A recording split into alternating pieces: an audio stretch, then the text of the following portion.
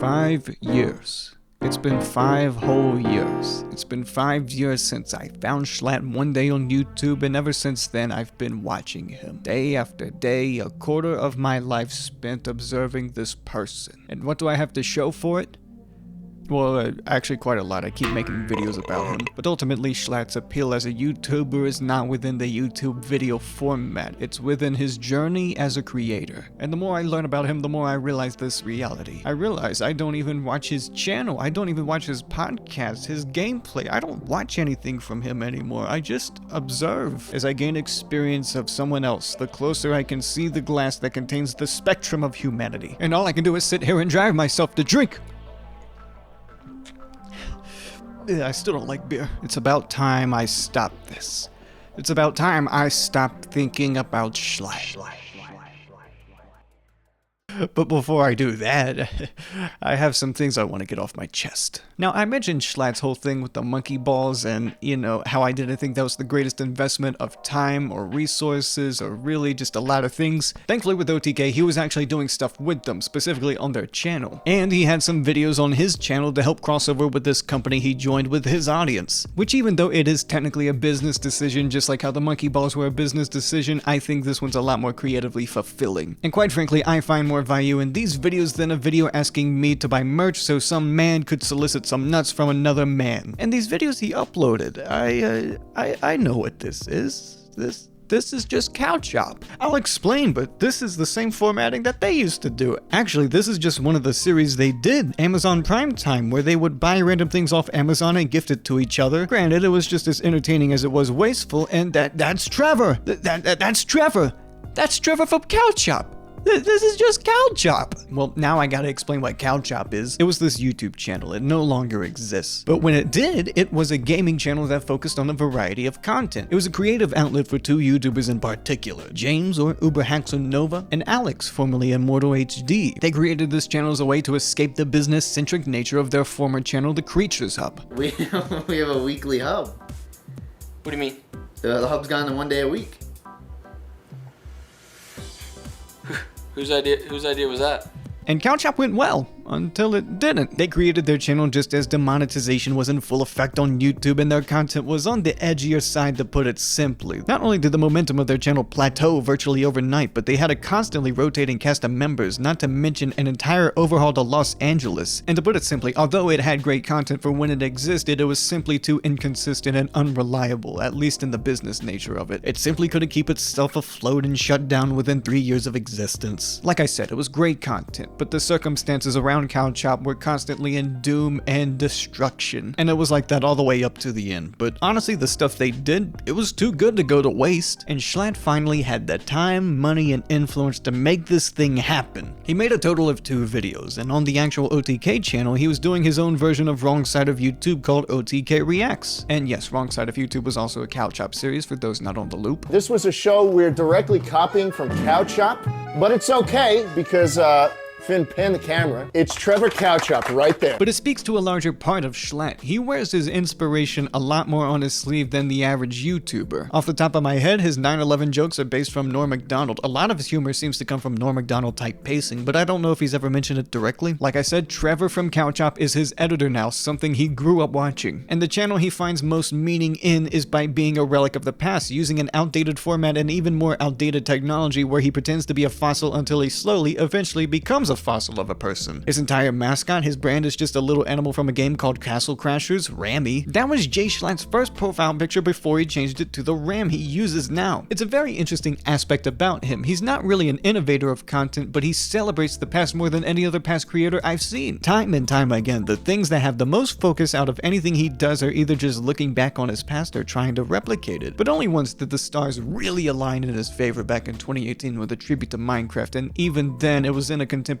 format if you want to argue. But when he devotes a lot more energy into things that are his version of shows he enjoyed growing up, it doesn't seem to work as well in his favor, at least in comparison to the Jackbox videos. And on top of that, his streaming presence, and by that I mean he was just appearing on other people's streams. Again, he was still the entertaining one. He was around other streamers, which is a huge factor of why he went to Austin in the first place. I mean, he joined OTK earlier that year and it's just filled with streamers. He was hosting 2 podcasts that were both successful in their own right, but Austin was still rough rough, and frankly at this point I don't think it's ever gonna let up. Now regarding the timeline, Minx was an important part of Schlatt's identity up to this point. People loved, and I mean they loved, their chemistry. I know nothing about them behind the scenes, not my business. But there was one stream where something happened and it was just impossible to avoid. If you watch both of these people regularly, this was something that was hard to ignore. I don't really want to get into this, but it is a part of reality and it was on the internet for people to see, but Minx had a drinking problem that was noticeable. And there was one stream where OTK got together and Schlatt and Minx were in the same room. Now, I don't like bringing this up. In fact, I have a fear of it, of just a friend being reckless or doing dangerous things. I have a great fear of that,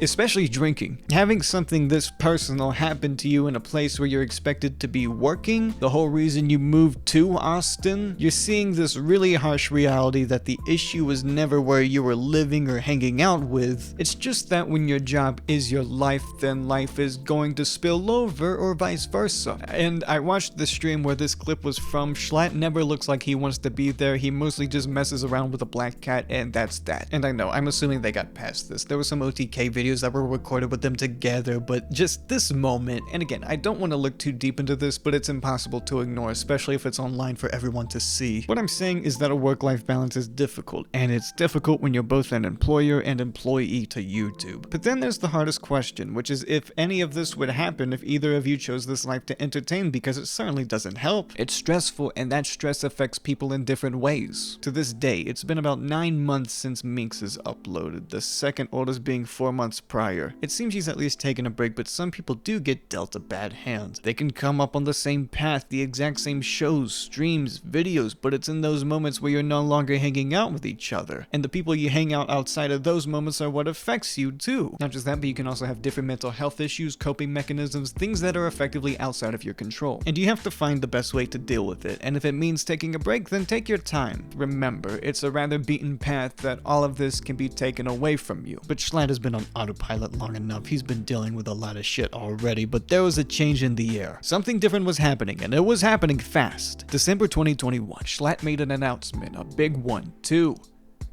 He was back to streaming. Remember Jay Schlatt live? Alright, it's live again. We're back to streaming and it's gonna be a big one, a big return, okay? It's been 2 years too long. He got rid of a bunch of Minecraft stands. He was so back. Which leads me to 2022 to now. It's been kind of a blur, to put it simply. Sleep Deprived received the biggest Schlatt stimulus of all. They were recording gameplay content, opened up a Patreon, and the channel does so well that literally all of the other members got Schlatters.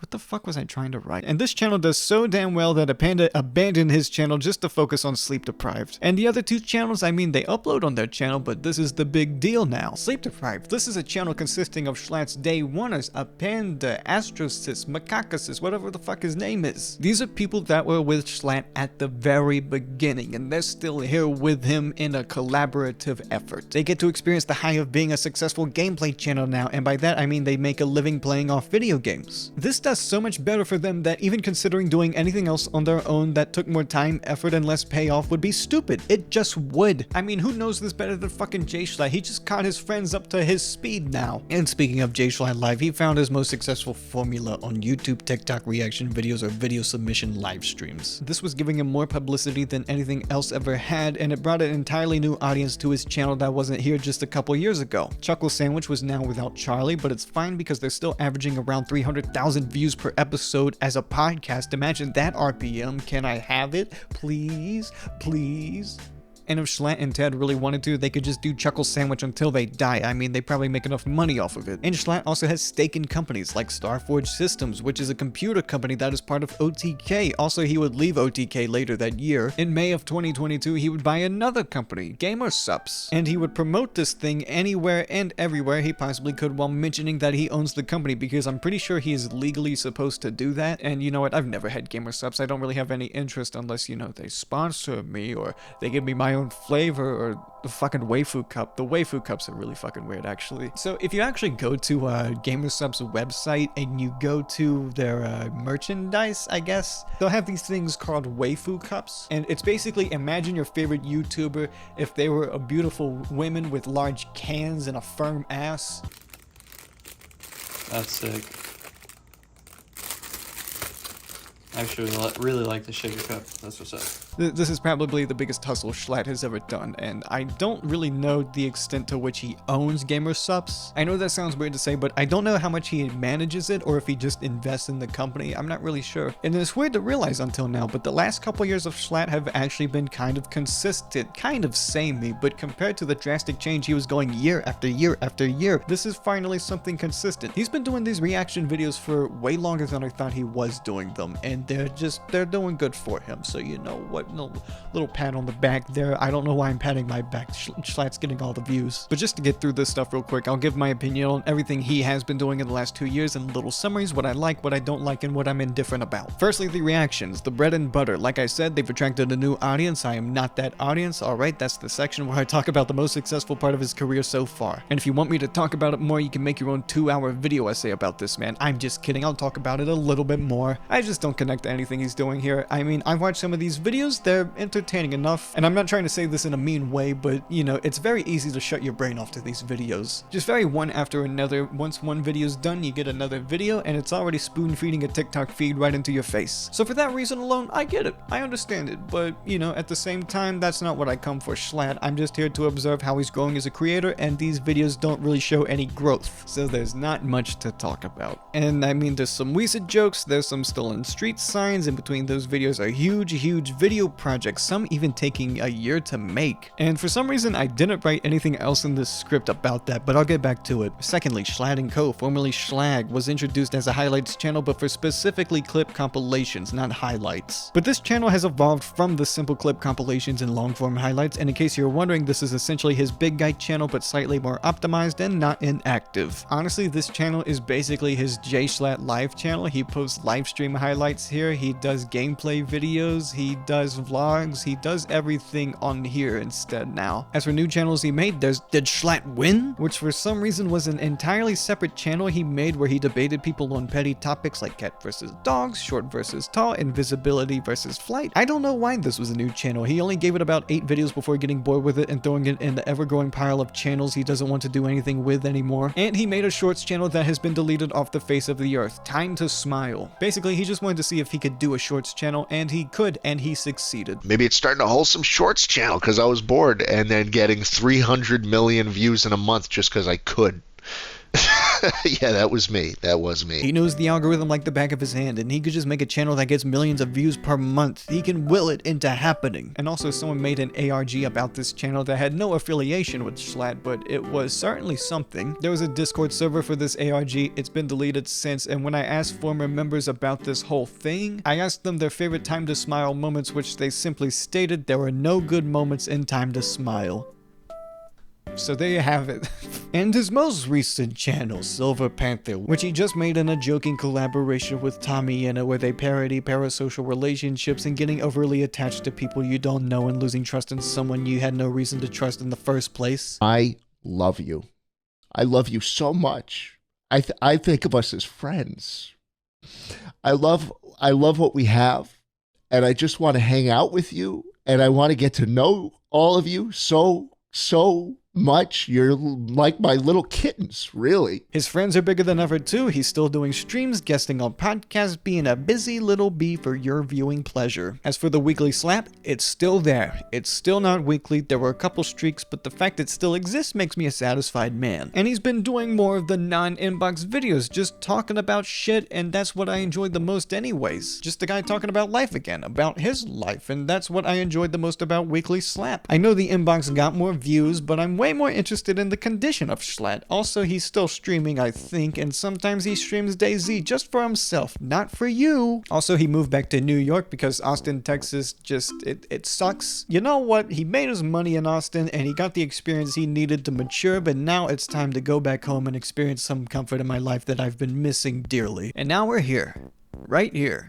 What I've observed of Schlatt so far, 5 years of observing one person. I know I got a little lazy at the end, but I've been doing some other things in my own life, and I haven't been able to focus on Schlatt as much as I've wanted to, and I'm just... Within those last 5 years, he's only gotten bigger, and not just that, he's influencing an entire generation of YouTubers. And not in the weird surveillant way that I watch him, no, he's giving kids personalities. It's not just this one kid from that island across the sea now, no, people are coming up in their side highlighting this guy specifically. I've been doing this for so long that the people who grew up watching me have like grown up, gotten famous, and made their own fucking versions of the Weekly Slap. And I still feel like I'm pretty young.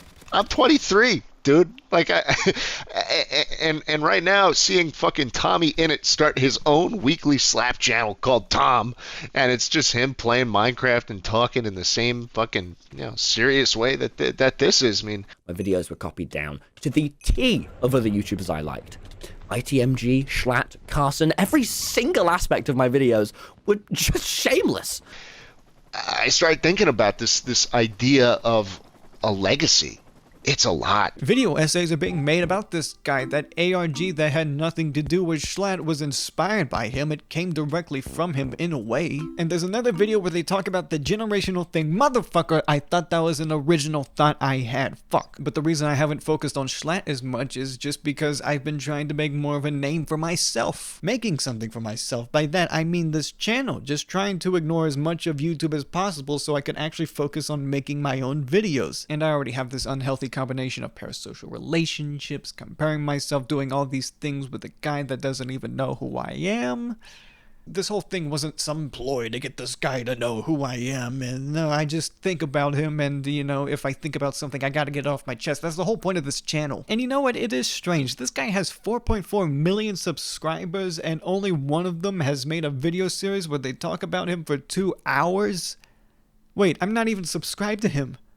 Oh shit. Yeah, I'm kind of singular in how I'm approaching a certain person, aren't I? I mean, like I said, other people have made video essays, but I don't think they've gone this in depth about him. But as someone who is an aspiring creator, I had an unhealthy attachment to the success story of Jay Schlatt. I really idolized the success story of Schlatt, this guy who spent 8 years grinding and grinding and grinding until one day something finally happened and sparks flew and the momentum just went exponential. I had that excitement of the exponential momentum of a channel. And yeah, in this past year, comparison to the growth of my old channel, it has been exponential, but for some reason I'm still thinking about him. Quite frankly, a past version of me wanted to make a tribute to Bloons Tower Defense. I wasn't going to call that specifically, I was going to be a little unique, but the idea was there. But to me, making a tribute video to a game a lot of people grew up with was a ticket. Even though it was a video game I grew up with, it was still something that I saw more artificially. That was the ticket to the viral video that was going to make my channel grow, and the rest was history. And you know what? To this day, the script I made for that video is really good, and I'm convinced that it could have, you know, gotten some views. Maybe it still could get some views. Maybe I could still make it. You know, maybe the video won't corrupt this time. I mean, I still technically could have done it, but at the end of the day, Jay Schlatt already did it. So everything was set in place. I had done multiple voiceovers for the script too. All it came down to was just recording that stupid gameplay. I just had to record some more gameplay, but like I mentioned, every single time the gameplay in one way or another would just bye-bye. And all I had to do was just open up the game again and record another 2 hours of gameplay. And I'm done. And I'm done. But I just couldn't. I couldn't bring myself to do it. And if you can't record yourself to bring up a game you enjoy playing, the issue clearly lies somewhere else. I literally sat at the screen of that game and I just couldn't do anything. I didn't understand why either. Mind you, I was sitting at this screen 100% convinced that this was my gateway to not just becoming a YouTuber, but making YouTube a tangible job like I always desired. But the video never got made. And I would just go back to those weekly slap episodes where he talked about YouTube and finding meaning on the platform while gradually inching closer and closer to that moment where he could finally do it. Do what he always wanted. And I would internalize this feeling. I could just taste it. I knew I could do it too. The most visible example of this is a video he made called The Busiest Part of My Life. I feel like I should give you some backstory first. I have my main channel, Jay Schlatt. And that's a channel where I post narrative comedy videos, introspective reflections on games, you know, the kind of stuff that takes a while to make. A lot of planning and a lot of execution. I also have a third channel, I guess you could call it, that is rapidly, like mind-bogglingly quickly becoming more popular than anything I've ever done before. It's Jay Schlatt Live. In 2 months, it's got almost 100,000 subscribers. And I love it, and I love working on it, and the videos do amazingly every time, and I want that to continue. Schlatt thinks about it too, albeit from a different, more tiresome perspective in a video called Retirement. And in this video, I basically just talk about all the success I've been having recently. You know, the live stream was popping off. I had just started this brand new channel. You might have heard of it, Jay Schlatt Live. and that was starting to get some views. Why am I bringing this up? Because I'm in my mid-20s now, and I don't think I could conjure that enthusiasm today if I fucking tried. It was the wanton abandon of a 19-year-old kid who was an inch away from his dreams. And you know what? He fucking did it. Needless to say, the hunger of actually wanting to be a YouTuber is all but gone and replaced with this feeling of uncertainty of what to do other than YouTube. Because I look around my house, which is just a graveyard of failed hobbies, and I genuinely don't know what else I'd be doing. The video ultimately ends with an optimism, I think, but the growth spurt he seemed to experience as a creator has seemed to stunt, and also his voice has changed a lot too from the last 5 years. Holy shit. Nowadays for Schlatt, there's less incentive to become better as a creator like you heard on those old Weekly Slap videos, but at the same time, I mean, was that even the point of the channel? Now, the biggest fallacy of the Weekly Slap was that this channel was created after a tribute to Minecraft. He had already created the catalyst to his success in the future, but I was idolizing a time before that catalyst. This channel was someone who was already comfortable in front of a camera, who had spent years and years and years talking into a microphone, and also he was writing these scripts anyways so he wouldn't look dumb. You want to know what the Weekly Slap sounds like to someone who hasn't put in the work that Schlatt has? There's 4-hour videos about fucking YouTubers, and I don't know how they do it. What do they talk about? Am I too blunt? Maybe I'm too blunt. Mind you, the person who could barely form a coherent sentence in those videos only had a year of age difference between Schlatt when he made a tribute to Minecraft.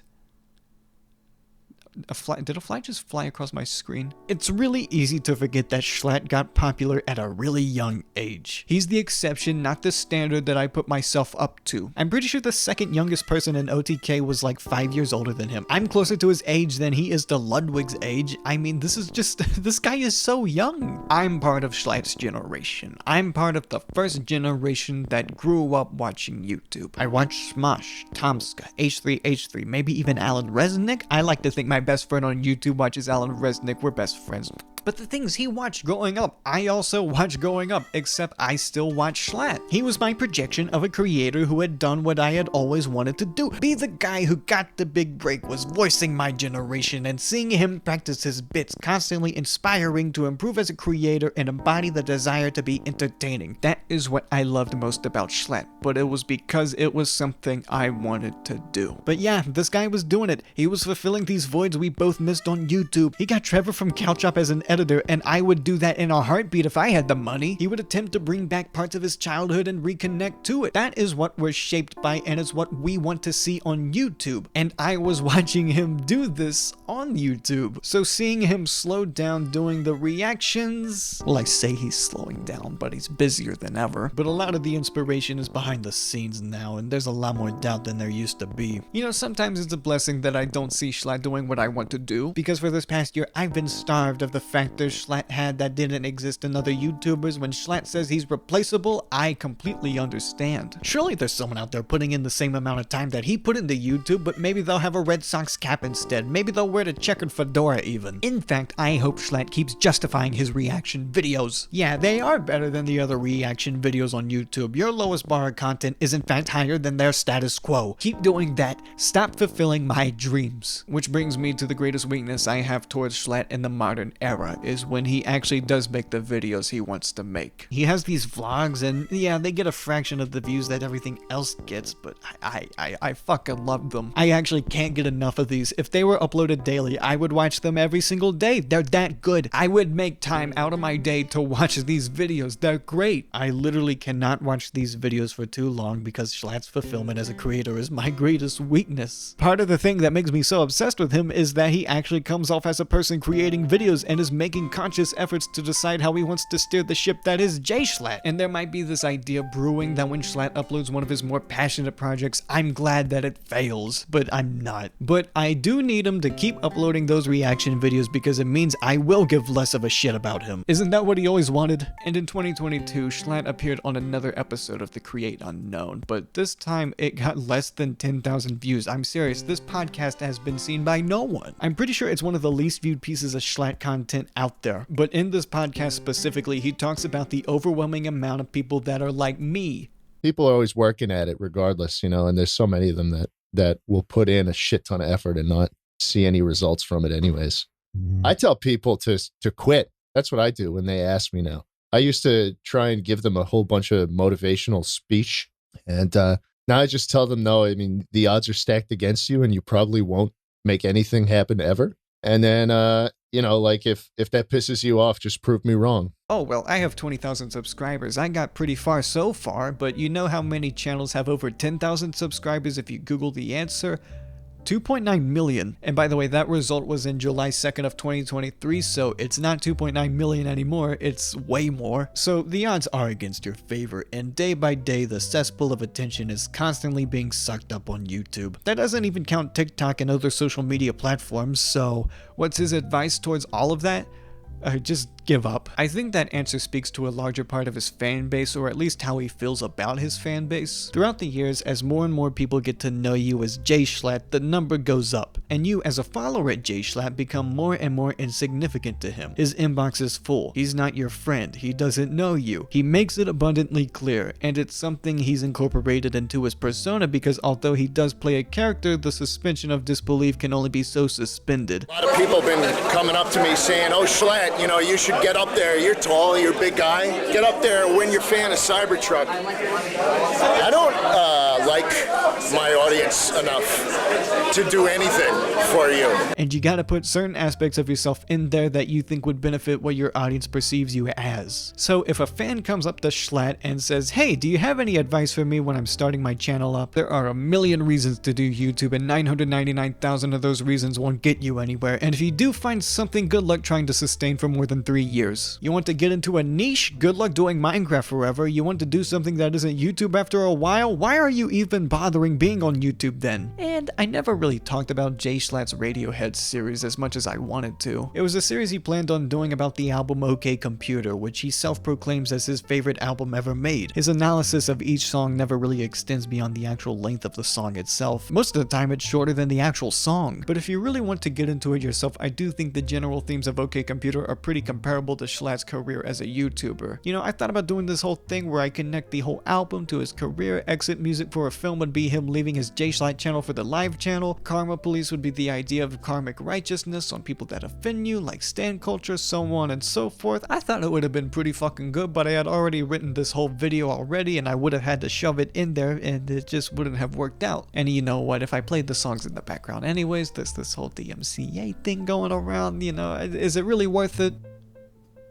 Will not cry in public, but that word, YouTuber. If you brought it up to my freshly squeezed out fetus 21 years ago, you probably would have been kicked out of the hospital, but also they would have been asking, what the fuck is a YouTuber? But to put it as simply as possible, it's the most accessible form to entertain millions. It has a negative connotation compared to being a filmmaker or even a musician, which trust me, there are a lot of these guys that try to escape that hole. But I'm not worried about being a filmmaker, I'm worried about being a YouTuber. Even though I technically am one, it's a matter of sustainability. We have lived through over a century of cinema, nearly the same with television. We have people ingrained into sidewalks, put in Hall of Fames, but most importantly, people who died as actors, directors, cinematographers, excluding all the accidental deaths, sorry stunt actors. It's proven that you can live out your life doing film. But YouTube? You can certainly retire if you have the money, but it's far too unpredictable and unstable to give a clear answer as to why you want to do this. In fact, giving up is some of the more rational advice you can take. So what does Schlatt want out of YouTube? It's not up to me to answer,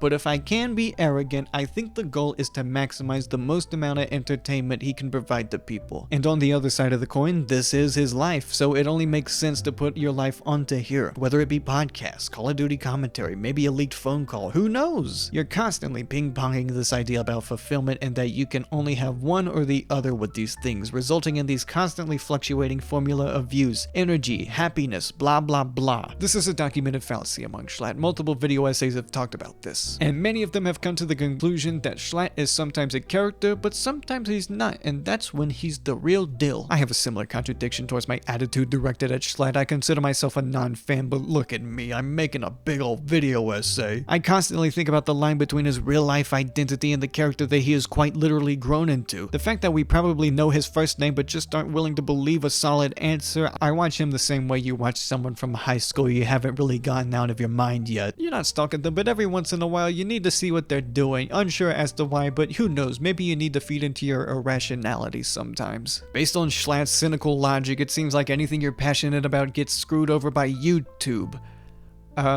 About that. There's never really a full wrapping around these factors of Schlatt. He either makes reaction videos that a lot of people watch but the hardcore fans despise, including himself, but at the same time when he does something passionate it doesn't get as many views. But these two seemingly contradictory things aren't as contradictory as you might think sometimes. He can prove that you can be a genuine personality while still appeasing to the algorithm. In fact, that's what got him his first success in the first place. If you look at the weekly slap thumbnails, you can see his thumbnails go from stills of the game to gradually becoming more and more formatted, saturated colors, same shot, look up towards the sky. If this is the most authentic form of himself, then why is it being optimized? It doesn't pull the same numbers as his most popular stuff, but you know what the most popular stuff has in the thumbnail? His fucking face. Because it's still Schlatt. He still puts himself in the thumbnails to let you know it's him. People click on the videos because of him. But if people watch these videos because of Schlatt, then why do some Schlatt videos get more views than others? I do want to talk about these passion project videos though, because they do seem more inspired. They are more inspired. What am I talking about? But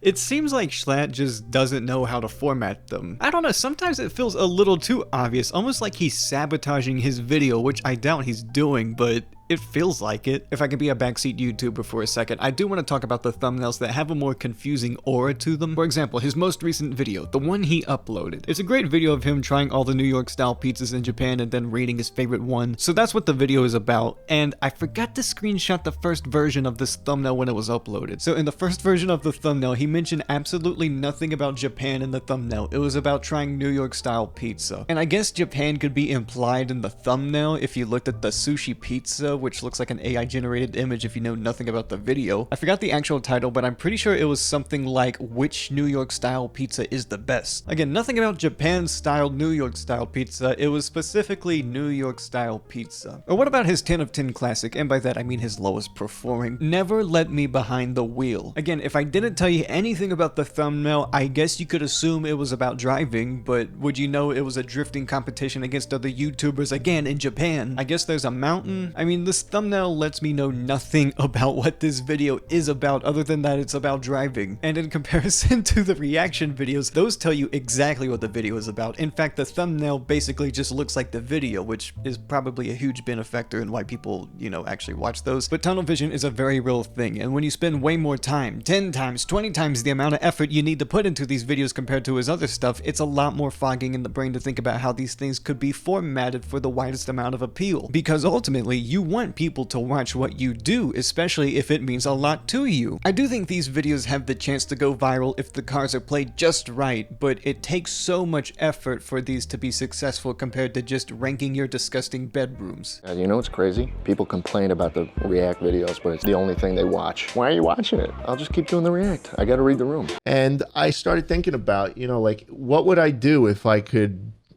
do this job forever? And would I do it forever? Obviously, yes. I think I will be doing this in some capacity forever. I mean, this is my fucking dream, right? This is everything I've ever wanted since elementary school, when I was watching all these people. You know, I want everybody who watches to be here solely because of the content. And that's part of the reason why I enjoy putting on this bombastic character I do, because it's fun. It's entertainment. And that's all it is. When you think of a legacy, you think of, you know, something people will remember you for the rest of time. Like, what is your mark that you leave on the world? The ever revolving door of bullshit will open, and out pops another dude with a New York hat and a funny accent, right?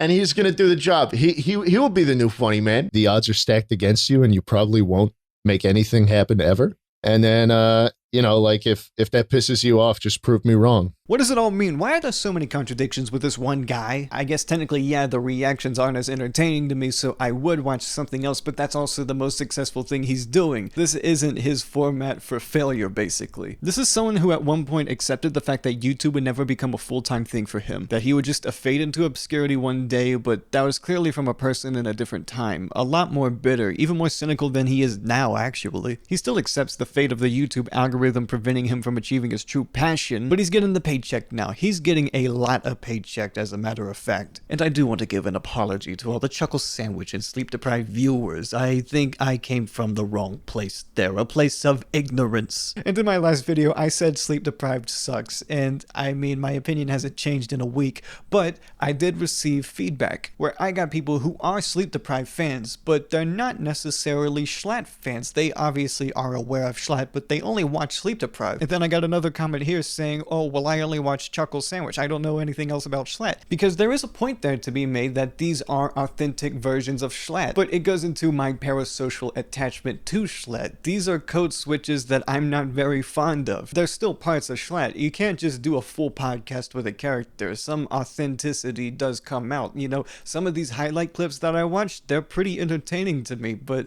I just can't sit down and watch the whole thing, and that's okay. The same thing goes for sleep deprived. This is a completely different friend group, and you kind of act different towards certain friends. You know, it's a thing that people do. It's a thing that I do. And even if I don't prefer that, I understand why people do like these candid aspects of schlatt that are a bit more social at the same time. With Chuckle Sandwich, you're hearing him conversate more, giving an interaction to people. You know, it's an in-depth discussion, kind of. You learn more about him in this podcast than you would in his videos, basically. And with Sleep Deprived, it's just a couple of folks playing video games together, and that's what's fun about it for the people that do watch it. The truth is that I care about schlatt on YouTube. I don't care what he's doing in real life. I don't know what kind of pussy he's eating right now, but I do care about what he's doing on YouTube. Trying to make videos like him, when in reality, I'm just trying to be my own thing.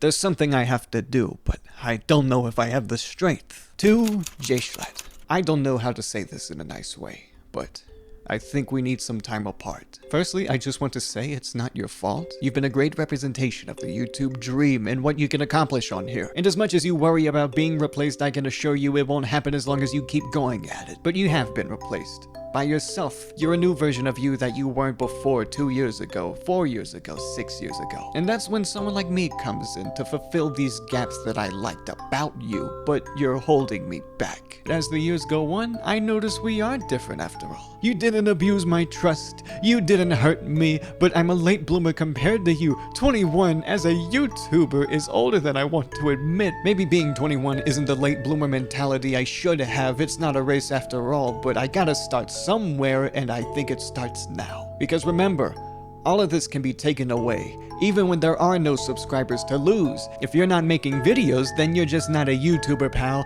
That's how it works. And if you're not a YouTuber, then there's nothing to dream about. So I have to cut ties, do my own thing, only slightly rip you off instead. But this is where I say goodbye. You're not my friend, I don't know you, and it's better off if you just treat me like someone who appears on a screen every once in a while, and once I'm off the screen, you stop thinking about me, schlatt. But really, I'm selfish. After that screen is off, I want the prestige to be analyzed and recognized for any semblance of talent or skill I might possess. It's a great feeling. I love the wow factor. We both love Terminator 2. I actually cannot get enough of that movie, but when that movie ends, I'm still thinking about it. All the scenes with the T-1000 or Arnold windmilling the shotgun in order to reload it while on a Harley? That's where my love of entertainment comes from. Not this moment of watching the movie, but after you watch it, when you have to think about it. A memory that lasts longer than a runtime. And as long as there is consciousness in the world, you have the potential to live forever. I want more things that I can absorb myself into, and that's the thing. You're taking up way too much of that. But I'll do you one better. Maybe I'll try my own version of Inbox. Not your Inbox. Fuck that. I'm talking about Machinima Inbox. Maybe I'll even do a deep cut and bring back those Nerf War videos that people used to do all the time. Don't worry. I'll still think about you from time to time, but I think this is the moment where we have to embrace our differences. And that's J Schlatt for you. The man, the channel, whatever he is, that's it. That's all I have to say. I'm done. I'm done talking about him. And I'm serious. This is all I have to say. There's nothing more, nothing less. Trust me, there's nothing less. And, well, now that I'm done talking about him, I have something I need to catch up on.